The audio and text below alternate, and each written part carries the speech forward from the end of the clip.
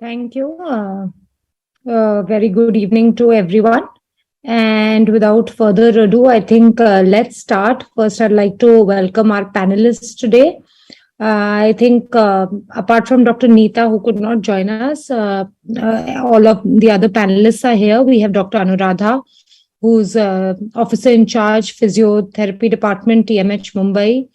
Dr. Shija Rajan, who's Additional Professor in HOD, Department of Plastic Reconstructive Surgery, GMC Thrissur, Kerala. Dr. Naina Parmar, who's a lymphedema consultant at Jahangir Hospital, Pune. And Dr. Eni, who's a consultant breast surgeon at TMH Mumbai.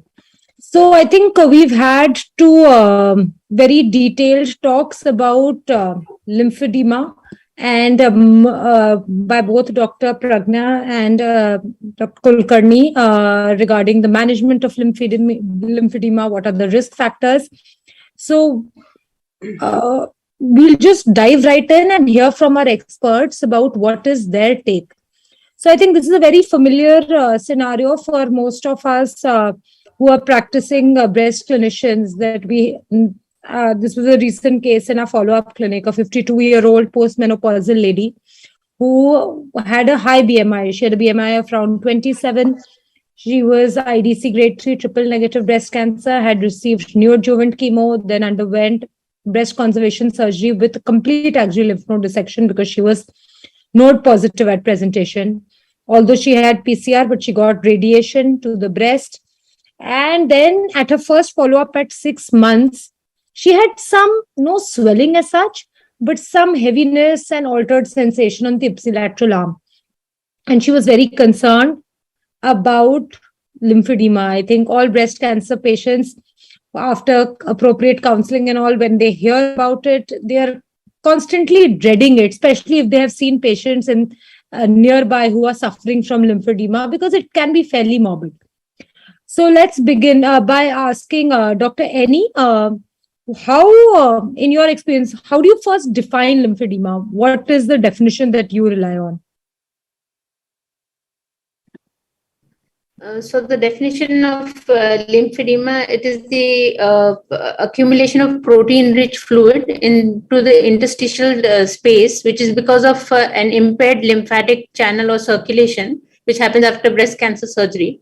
And also the definition at times can be variable because it's a very chronic condition, and so the incidence and the risk factors vary from patient to patient, but the basic definition is that because of the large molecules there, which is the lymphatic tissue, normally after the plasma supplies the interstitial space, they return back to the lymphatic circulation, and after breast cancer surgery it's not able to come back into circulation, and then it stays in the interstitial spaces and then causes lymphedema.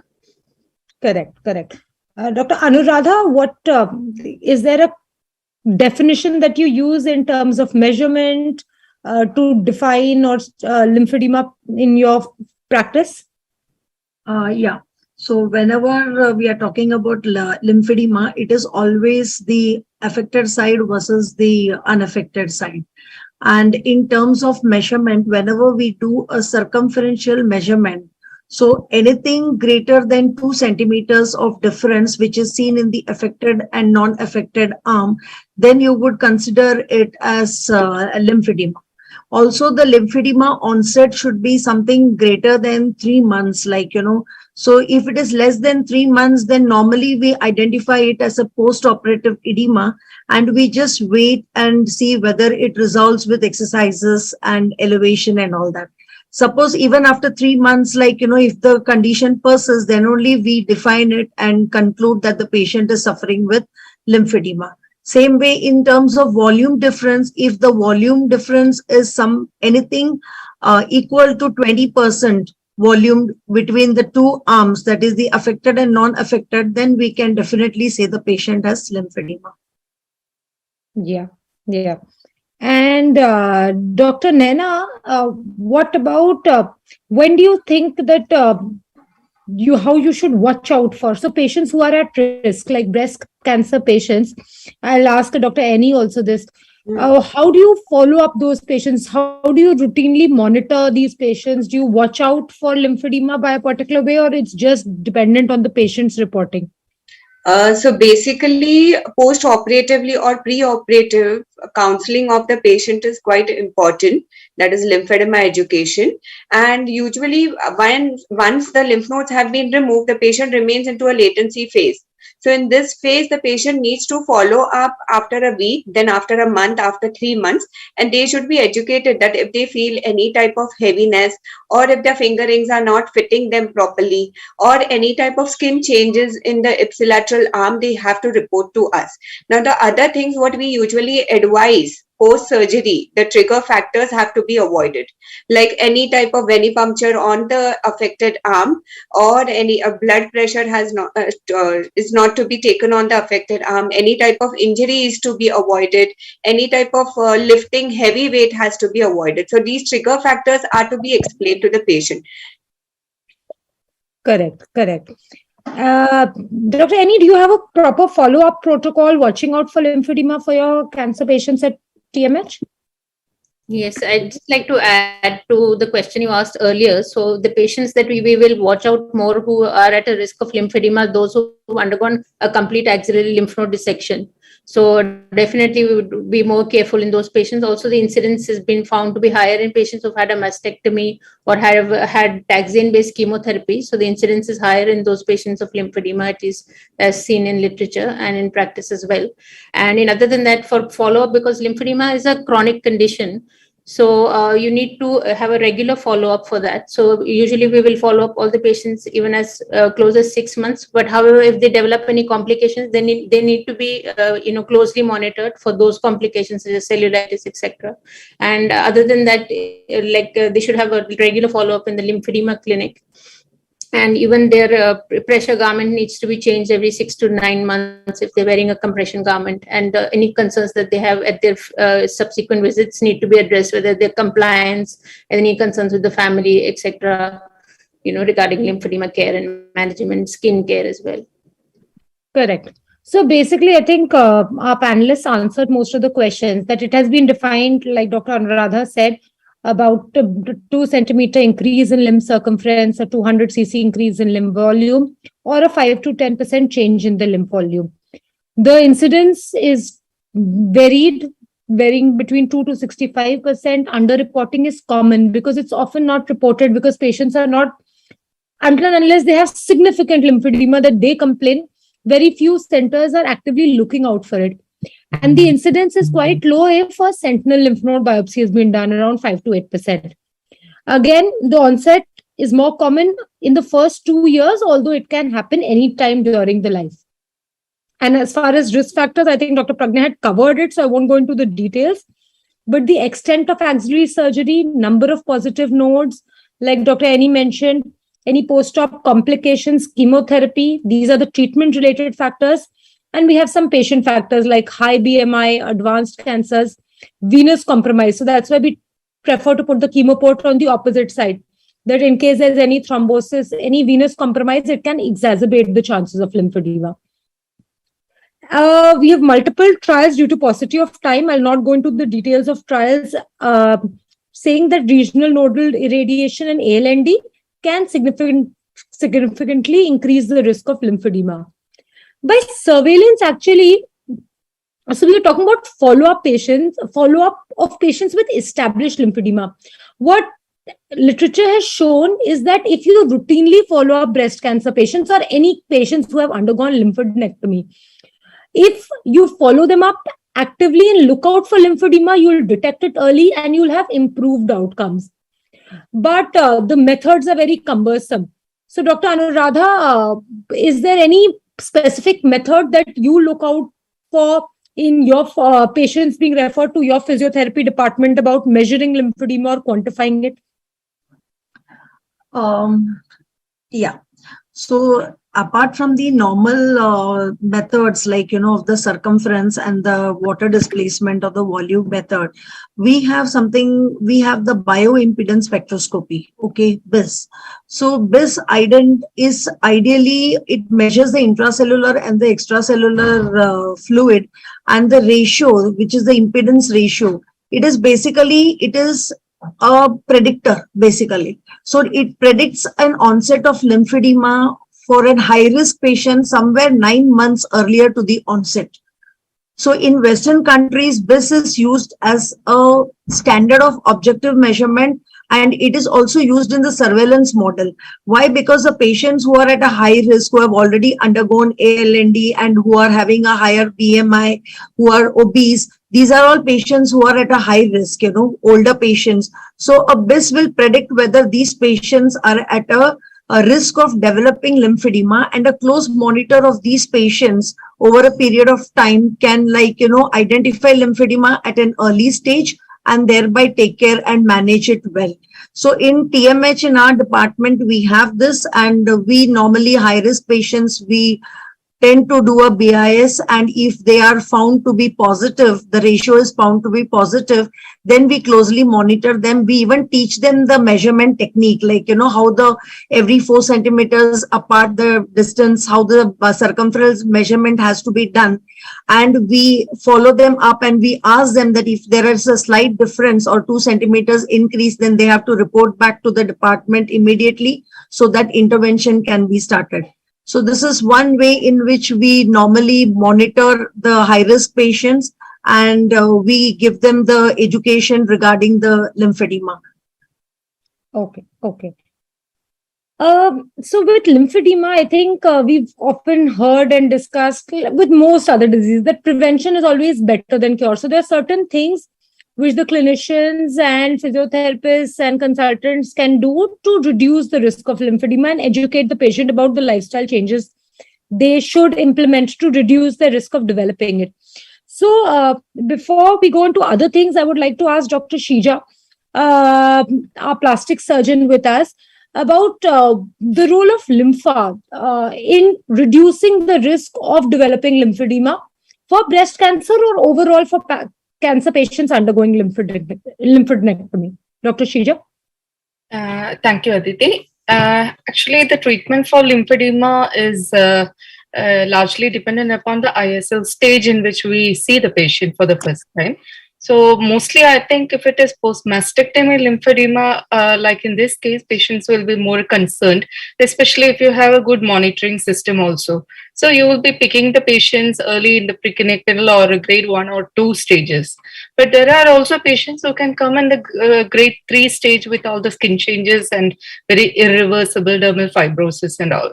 So that, first of all, the treatment for lymphedema from a plastic surgeon's point of view will depend upon the stage. So regarding your question about... Yeah. Yes.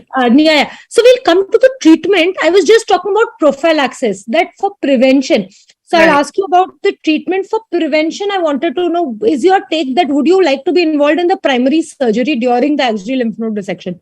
Yes, definitely. It is very nice if you have a multidisciplinary team which involves a reconstructive surgeon also, primarily.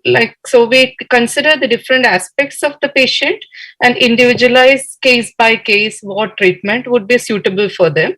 And based upon how you can monitor, follow up, all these things should be taken into consideration.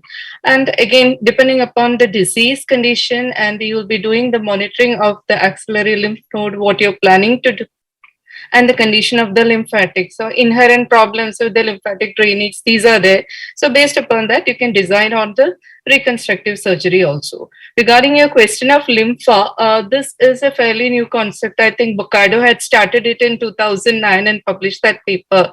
So here we are considering that we will be removing the totally complete axillary lymph node dissection is going to be done. Along with that, we have healthy lymphatics distally. So we are going for a physiological procedure, one of the physiological surgical options here, and that we are taking the lymphatic vessel grafts and trying to directly reconstruct the bidistal anastomosis and proximal anastomosis beyond the axilla. So this is good, but over the time, though multiple studies have been there which have given good results, some are there which have shown that over the time this doesn't work also. And over the time, lymphatic has been replaced by vein grafts also, because they can stand the fibrosis which are ensuing later in that surgical site better. So over the time, changes have also happened. But if we are in a situation that depends upon your surgical unit also, if you are in a position to do it primarily and you have a good reconstructive team that can do microsurgery primarily, this definitely will be a very good option. Correct. Thank you, Dr. Shija. And Dr. Naina, what would be your take on immediate post-operative? I'm talking about the primary surgery being done for those patients, about immediate institution of physiotherapy and some precautions to reduce the risk of developing lymphedema. Okay, so immediately after surgery, we usually tell our patients to carry a sports bra along with them. So compression therapy to the chest to a long extent will help to reduce the swelling, and exercises are to be started from day 2 of the surgery itself. So we simple mobility exercises for the shoulder, elbow, and your wrist and fingers in cases of breast cancer surgery needs to be started post-operatively.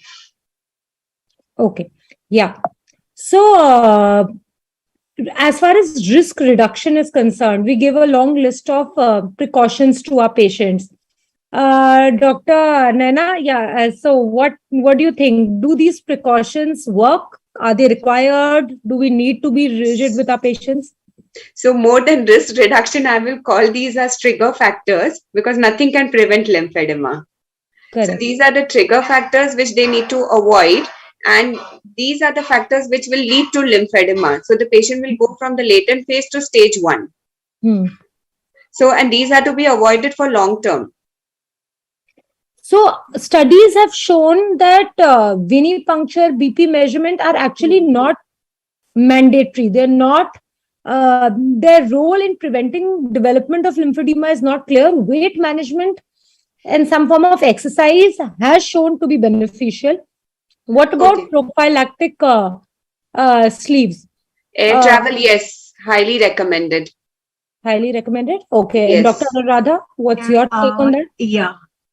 Yeah. Actually, we recently, our study, which is an RCT that was published in the Journal of Clinical Oncology, where we had done an randomized control study on 307 patients, where we had given them prophylactic sleeves post-operatively. So patients who had undergone ALND, they were randomized into 2 groups, both the groups receiving the usual care, and one interventional group where prophylactic sleeves were given to them. Arm measurements were taught to both the groups, and every month, it was called and their arm measurements were checked. And the results showed that, the 1-year follow-up, what we did for these patients, in the interventional group, there was a delayed onset of lymphedema. Also, there was a decreased incidence of lymphedema. So the longer time follow-up of these patients will tell us much more, will give us a more clearer picture whether this prophylactic sleeves works for a longer period of time. But at least for 12 months, 1 year, it has shown that you can delay the onset of lymphedema or reduce the incidence of lymphedema. So I would say that, especially for the high-risk patients, like patients who are already falling in the high-risk category, it would be a good suggestion to prophylactically recommend sleeves to them post-operatively to prevent or delay the onset of lymphedema. Okay. And so now we were talking about risk reduction and prophylaxis and how to avoid trigger factors. But in case a patient comes to us with established lymphedema, so Dr. Shija, how would you like to evaluate if this patient comes to your clinic? First of all, we'd like to do quantitative as well as qualitative assessment of these patients. And we, of course, we'll consider all the differential diagnosis also. And mostly, I think our physiotherapy colleagues will be doing the tonometry. I think this has already been shown, the pyrometry, and Madam has already mentioned about spectrometry. And we nowadays, I think most of the units are preferring lymphoscintigraphy if they have, but it's cumbersome because it involves radionuclide and a gamma camera also. But ICG lymphography pre-operatively for assessment as well as intraoperatively is considered to be very useful, and MR lymphography also, which will be helpful in assessing both the vascular system as well as the lymphatic system, because vascular is important if you have to consider doing the microvascular anastomosis. Both arterial and venous systems is important for us. So these two would be very useful. And one more thing about ICG lymphography is that you get only the assessment of the superficial system, because the depth, I think, is only around 1.5 centimeters. So only the superficial system can be assessed. So if you're doing an MR lymphography, if you have the facility, you can assess both the lymphatic system and the superficial also. So these are the preferred investigations now preoperatively. And intraoperatively, you will be putting isosulfan blue or some dye, especially if you have to do a reverse lymphatic mapping, and also the indocyanine green, and use the infrared fluorescence to assess. We have microscopes also which are compatible with fluorescence. So this can be used for a pre and intra-op assessment for a surgeon. Absolutely. So, and Doctor, do you use a particular grading scale to grade your patients who are coming up in follow-up with lymphedema? So the staging, as Dr. Pragna had explained to us in her talk, so which is by the International Society of Lymphology. So same thing, that the subclinical presentation is the stage 0, and it may not be clinically apparent, that is the latent phase, and it may go on it may be even for months to years. And then it may be the stage 1, which is the where there is a visibly swollen limb, and there will be pitting edema. So that is one of the very important points that you need to look at, that there's pitting edema, but when there is stage 1, it will resolve, it may resolve spontaneously without any treatment. And stage 2 is where there is a visibly swollen limb, but there will be non-pitting edema. And this is when the chronic fibrosis process has started. And then stage 3 is our lymphostatic, the elephantiasis of the arm, and where there is skin changes and hyperpigmentation and fat deposits. I think, yeah, that's the most common grading scale which is used. And there are others also by the American Physical Therapy Association, which depends on the girth difference between less than 3 to 5, and more than 5 centimeter.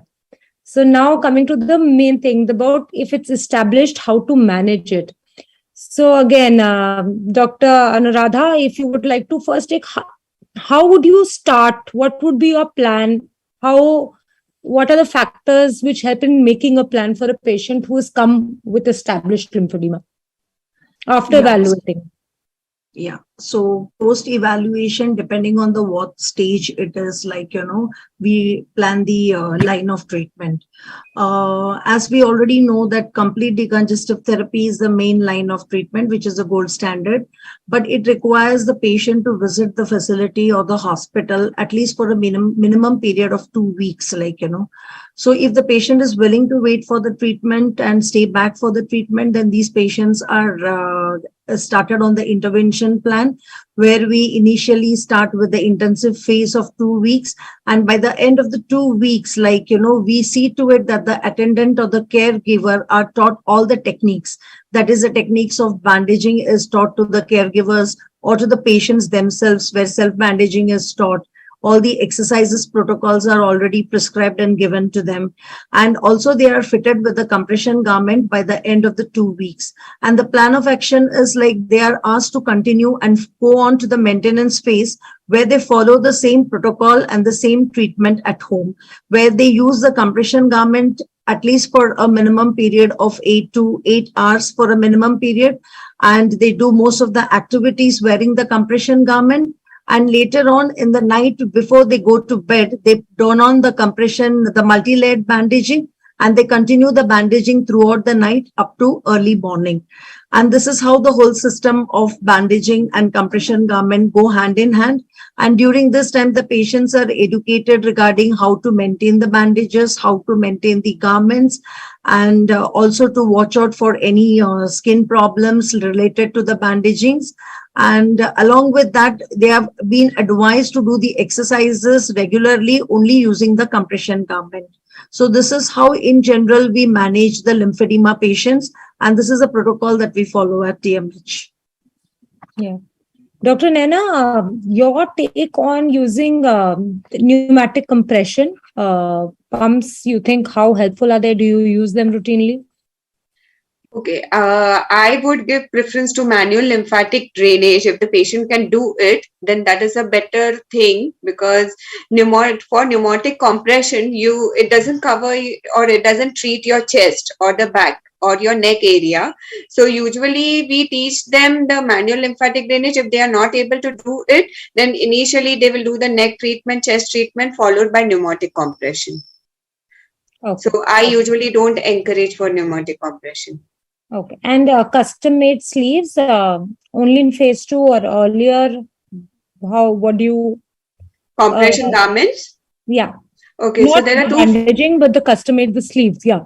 Yes, so for the initial phase, I do only bandaging, compression bandages with short stretch bandages, and this is to be done for 2 to 4 weeks till the readings come to a plateau. Once the reading comes to a plateau, then the patient is fitted into a compression garment, because usually there is a difference of around 2 to 3 centimeter reduction in 2 weeks. Then the compression garment usually loosens to them, so I usually give the compression garment for the maintenance phase. Okay. And if the patient requires, then during the maintenance phase, nighttime bandaging is advised. Okay. And any role of routine antibiotic prophylaxis for these patients? No. No. Yeah. So as far as now coming to the surgical intervention, so we have some idea from both our experts about what kind of bandaging and manual lymphatic drainage needs to be done. As far as surgical intervention is concerned, Dr. Shija, when would you like to be given a consult for a lymphedema patient? Is it time duration? Do you want the physiotherapists and the lymphedema experts to work with the patient for a specific amount of time before you consider surgical intervention? Yes, that depends again, like we said about the lympha, where you want to do a primary, that will depend upon your onco colleague also. So depending upon the patient, we can have a consensus about how to individualize for the patient when we should do a primary primary reconstruction, or whether we can do a secondary procedures. So if we are doing a primary procedure, I think we can decide upon a physiological procedure, like we essentially give a lymphatic bypass, or that will be by an anastomosis of lymphatic or lymphatic-venous is now being preferred. Or it can be a vascularized lymph node transfer, primarily when our oncosurgery colleague is doing, for example, an abdominal flap, a DF flap. We can also take the lymphatic lymph nodes along with the SIEP, and this can be anastomosed simultaneously. So that will roughly give a total. There is a Barcelona total reconstruction of the breast. That kind of Barcelona protocol is there, where the entire breast as well as the axillary lymph node is being replaced with the total breast reconstruction along with the axillary replacement. So that is one end of the procedure. So if you're doing primarily, we can consider that. Or else, if our physiotherapy colleagues or lymphedema consultants, they are monitoring and then deciding that the patient is not amenable to conservative management, CDT is not working at that stage also, preferably early stage we'd like to intervene. Because if it is a ISL grade 1 or a pitting edema, we can go in for liposuction, which can reduce. It is a controversial area, but still now it has been shown that it doesn't injure the lymphatic, and there is a fat deposit component also. So this can go along with the compression therapy. So liposuction is one option in early stages, and later on we can try either the physiological ones, or if the patient is appearing later, one of the ablative techniques we can use. So there are multiple options. Yeah, thank you. Next, I would want Dr. Annie, if you could come in and tell me that if that patient has acute infection, acute redness, what would you advise to the patient? You have to start them on a course of antibiotics, because before you go any further with the management of lymphedema, then that acute infection or cellulitis has to be taken care of, and then limb elevation as well at the time. But before we do further management for that, the acute infection needs to be settled down. So they will need to, be put on antibiotics, and once and reassessed maybe after 3 days or so. And once you see that the infection is subsiding, and then we will refer them to the lymphedema clinic for further management. Yeah. And Dr. Anuradha, what do you think is the reversibility of established lymphedema? As in, I think that's a question which our patients do have, that how long do they have to go on with the complex decongestive therapy, and what is the reversibility? What is the likelihood of it completely reversing? So the CDT gives a maximum volume reduction in the first couple of weeks, so in 2 to 3 weeks, the maximum volume reduction is seen. So that is why we always insist on the intensive phase, where the therapist intervenes and then do the bandaging technique, so that maximum volume reduction can be achieved. After that, it is only maintaining this reduced volume. Okay. And that has to be done at least, we recommend that the patients do it at least for some few months to a year, where they can start gradually weaning the treatment. Weaning is we tell them to offload the bandages, forsake the bandages for a few hours, or forsake the garment for a few hours, reduce the wearing of the bandages, and see whether the edema increases, or if there is any increase in the volume. If no increase is seen, then they can continue with this reduced compression and this reduced wearing of garment. And sometimes we tell them that in the night, you don't bandage, and then you watch out whether your edema increases when you wake up in the morning.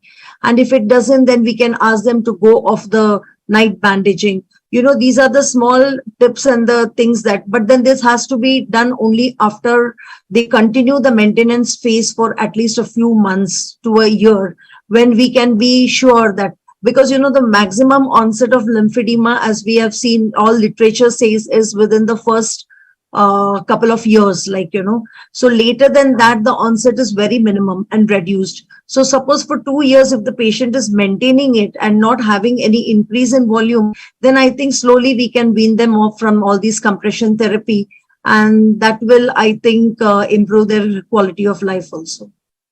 Yeah. And any experience with breast lymphedema, Dr. Naina? So by breast lymphedema, you mean to say the swelling which occurs in the chest and the back? Yeah. So for this, usually we give a sports bra. So compression bra is recommended. So post-surgery also. And once the patient develops lymphedema, this has to be worn during the daytime. Good. Yeah. So I think with that, we'll come to the end of our panel discussion. And I think our experts have summarized it quite well. Routine surveillance should be advocated for our follow-up patients who have undergone lymphadenectomy. We have spoken about breast cancer, but in general, for patients who have undergone lymphadenectomy and who are at risk, weight management and exercise does help. Early initiation of correct protocols with MLD and multi-layer bandaging really helps. The timing matters, and the duration and supervision also does matter. And I think surgeon sensitization really matters about how to bring down the risk of developing lymphedema. So this is from the JCO. There was this article, how at every point the multidisciplinary tumor board should think about reducing the axillary interventions, whether sentinel lymph node, axillary lymph node resection is actually required, whether radiation, nodal radiation is required or not. Prophylactic, planning to reduce the possibility of lymphedema is extremely important to improve the quality of life of our patients.